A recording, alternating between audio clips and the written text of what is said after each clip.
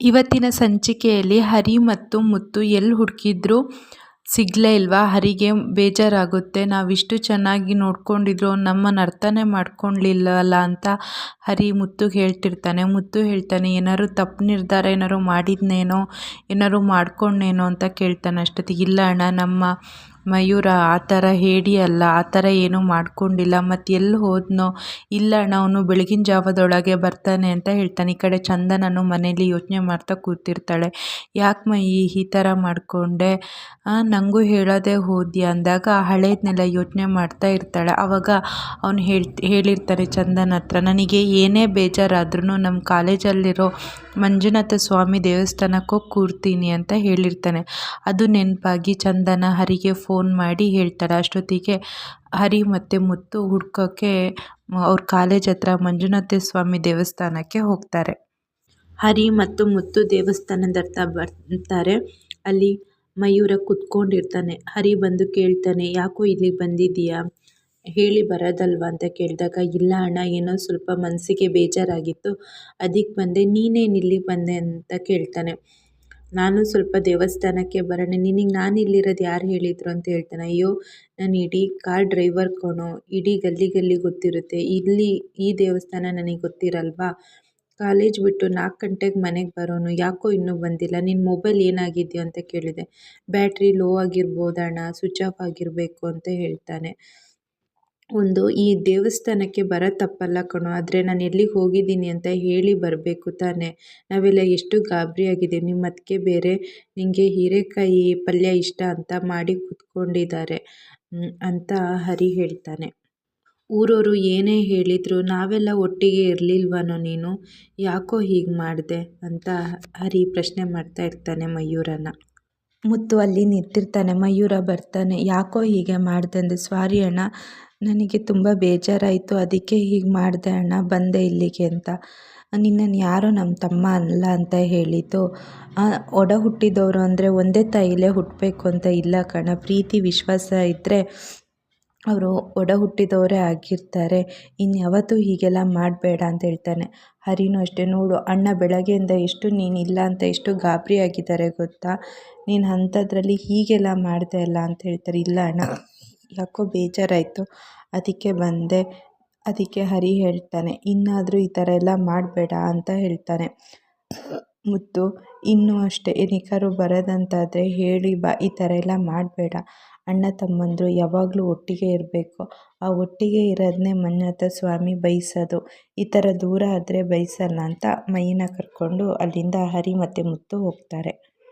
ಈ ಕಡೆ ಚಂದನ ಫೋನ್ ಮಾಡ್ತಾಳೆ. ಚಂದನ ಫೋನ್ ಮಾಡಿ ಹರಿಗೆ ಕೇಳ್ತಾರೆ. ಅದಕ್ಕೆ ಹರಿ ರೈಸಿಗೆ ಹಿಡಿದ್ಮೇಲೆ ಗೆಲ್ಲೋ ಮಾತೇ ಇದೆ ಅಲ್ವನ್ರಿ ಅಂದಾಗ, ತಮಾಷೆ ಮಾಡೋದು ಸಾಕು, ಫಸ್ಟು ಮಯೂರ ಸಿಕ್ಕಿದ್ನ ಅಂತ ಕೇಳಿದಾಗ, ಹ್ಞೂ ಅಲ್ಲ ಕಣ್ರಿ, ನೀವು ಮನೇಲಿದ್ದೆ ಹೆಂಗ್ರಿ ಗೊತ್ತಾಯಿತು ನಿಮಗೆ ಅಂದಾಗ, ಮಂಜುನಾಥ ಸ್ವಾಮಿ ನಂಬಿದವ್ರನ್ನ ಯಾವತ್ತೂ ಬಿಡಲ್ಲ, ಹಾಗಾಗಿ ಹೇಳಿದೆ ಅಂತ ಹೇಳಿದಾಗ, ಹ್ಞೂ ಸಿಕ್ತಾ, ನಾವೀಗ ಬರ್ತೀವಿ ಅಂತ ಹೇಳ್ತಾರೆ. ಅಷ್ಟೊತ್ತಿಗೆ ಚಂದನ, ಸರಿ ಹಾಗಾದರೆ ನಾನು ಕಂಟಿಗೆ ಫೋನ್ ಮಾಡಿ ಮೈ ಸಿಕ್ತಾ ಅಂತ ಹೇಳ್ತಾರೆ. ಈ ಕಡೆ ಹರಿ ಇದ್ದವನು, ಸರಿ ಅಣ್ಣ ಹೋಗೋಣ, ಹೊಟ್ಟೆ ಬೇರೆ ತುಂಬ ಹಸಿಯುತ್ತಿದೆ ಅಂತ ಅವ್ರು 3 ಜನ ಅಲ್ಲಿಂದ ಹೊರಡ್ತಾರೆ.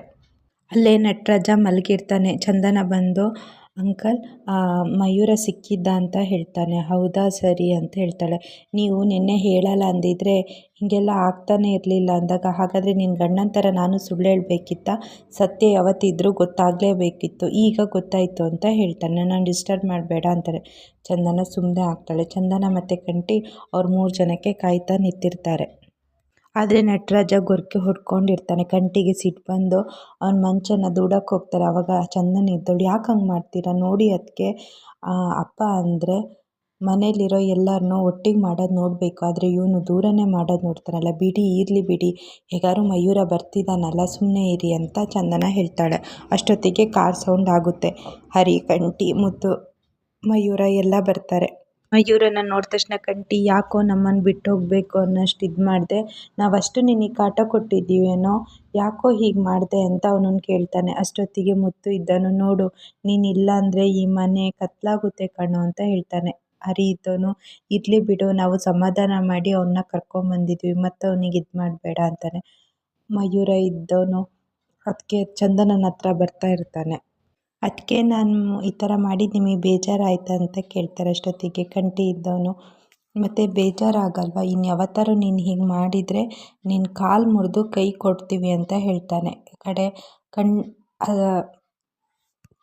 ಹರಿನೂ ಹೇಳ್ತಾನೆ, ನಾನು ಆಲ್ರೆಡಿ ಅದು ಫಿಕ್ಸ್ ಆಗಿ ಬಂದಿದ್ದೀನಿ ಅಂತ ಹೇಳ್ತಾನೆ. ಮಯೂರ ಇದ್ದನು, ಹ್ಞೂ ಹಾಗಾದರೆ ನನ್ನ ಕಾಲು ಮುರಿತೀರ ಈಗ?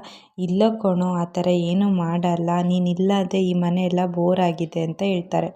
ಎಲ್ಲ ಚೆನ್ನಾಗಾಯಿತು ಅನ್ನೋಷ್ಟೊತ್ತಿಗೆ ನಟರಾಜ ಇದ್ದವನು ಸಾಂಗ್ ಹಾಕ್ತಾ ಕೂರ್ತಾನೆ.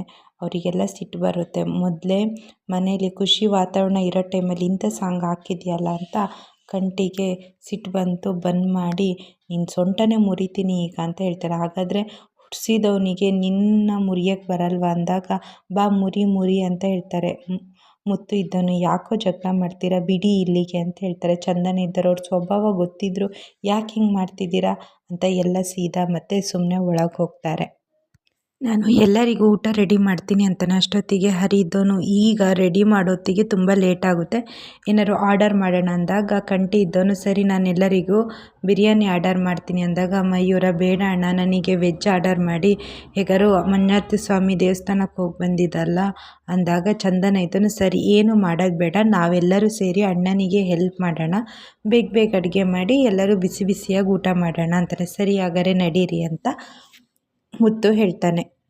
ಈ ಕಡೆ ಎಲ್ಲರೂ ಮಲಗಿರ್ತಾರೆ. ಮುತ್ತು ಮಯೂರ ಎಲ್ಲಿ ಮತ್ತೆ ಹೋಗ್ತಾನೆ ಅಂತ ಅವನ ಕಾಲಿಗೂ ಇವನ ಕಾಲಿಗೂ ಬಟ್ಟೆ ಕಟ್ತಿರ್ತಾನೆ. ಅಷ್ಟೊತ್ತಿಗೆ ಮಯೂರ ಎದ್ದು, ಯಾಕಣ್ಣ ನಾನು ರಾತ್ರಿ ಎಲ್ಲರೂ ಹೋಗ್ಬಿಡ್ತೀನಿ ಅಂತ ಭಯಕ್ಕೆ ಕಟ್ಟಿದೀಯ ಅಂದಾಗ, ಇಲ್ಲ ಕಣೋ, ನೀನು ಮತ್ತೆ ಏನಾದ್ರು ಯೋಚನೆ ಮಾಡಿ ನಮ್ಮನ್ನು ಬಿಟ್ಟು ಹೋಗ್ತೀಯ. ಇಲ್ಲ ಅಣ್ಣ, ಆ ಮಂಜುನಾಥ ಸ್ವಾಮಿ ನನಗೆ ಅರ್ಥ ಮಾಡಿಸಿದ್ದಾರೆ, ಸೊ ನಾನು ಹಾಗಾಗಿ ಹೋಗಲ್ಲ ಅಣ್ಣ ಅಂತ ಹೇಳ್ತಾನೆ.